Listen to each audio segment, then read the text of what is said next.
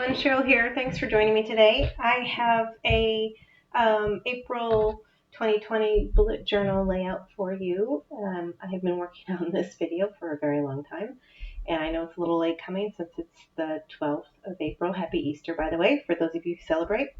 And I am coming to you from my home in Arizona, still under stay-at-home orders, so I have been busy doing fun crafting and journaling stuff, and so I thought I would share with you a little bit about my April plan. And I'm just flipping through some pages. These are from March that I've already done, and I was remiss in filling out some of the days. You can see some of the days are blank, but for the most part, I love this journal. I love journaling every day in it, and I wanted to show you what I did for April.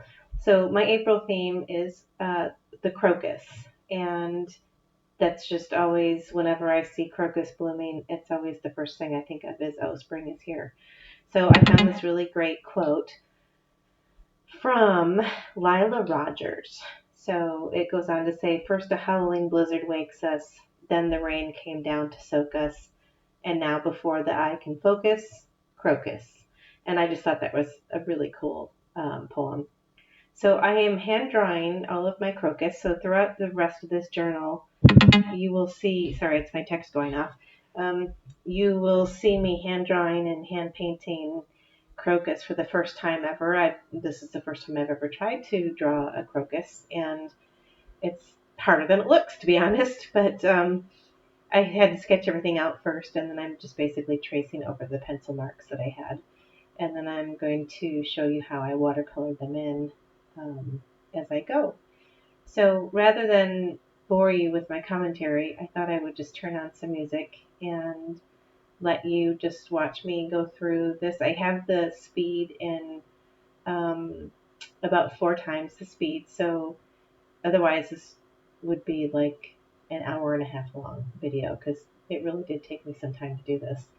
And I enjoyed every minute of it, and I didn't even get the last 2 weeks done. So what I'm going to show you is my April layout, my calendar at a glance, my mood log, and then the first 3 weeks of April I think I got done. So, and then I watercolor for the most part each page. So I'm going to turn on some music and just let you watch me go through this, and you'll see there's a couple of times where I might pause and pop in and add some commentary.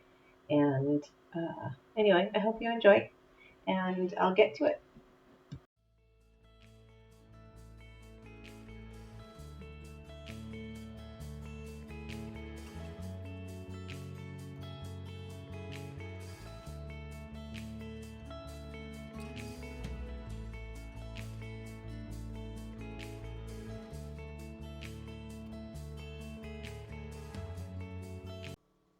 Okay, I just have to jump in here and say that this is the first time I have ever attempted watercoloring on my Archer and Olive journal papers. So usually I do my Tombow watercolor markers, which I didn't have with me.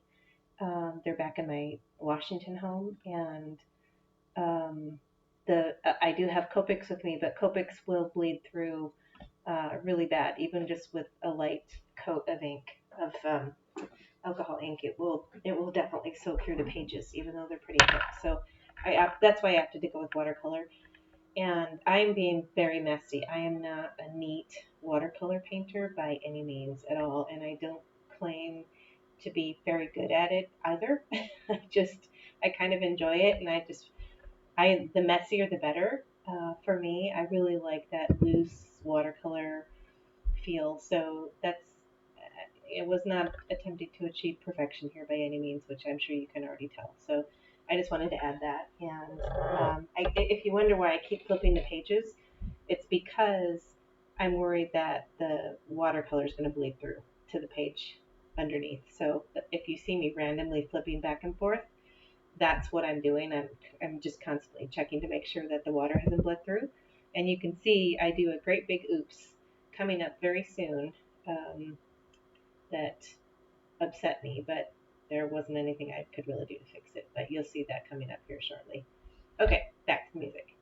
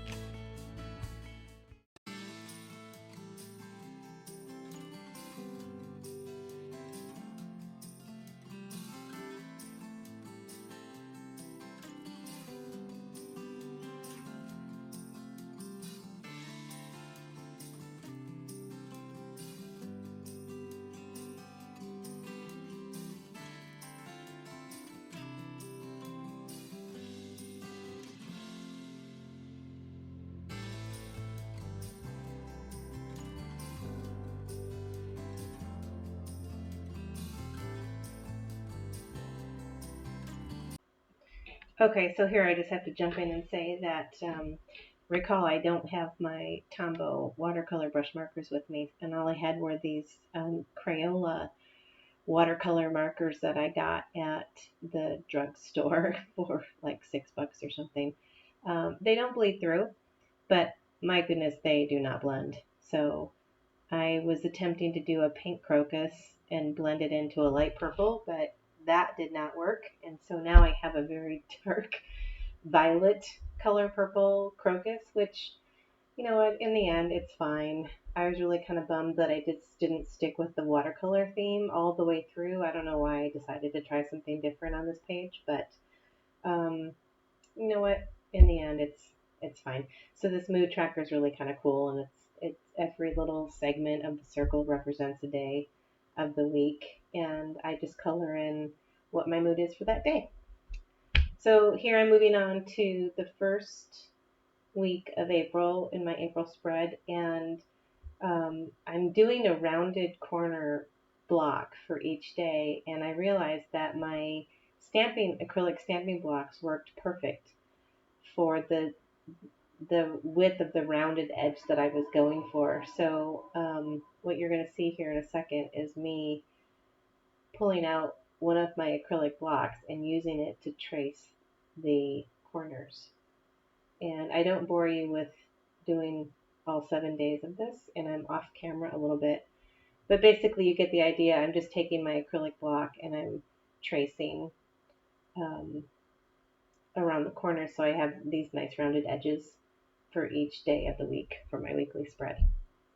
And then I'm going to fast forward through that so that you don't see it all, but here basically they're all done, and now I'm just finishing up the pages, and I'm going to add some stamping elements to this one where I put some pots in and I also draw some more crocus, and I'll let you watch that and we'll continue.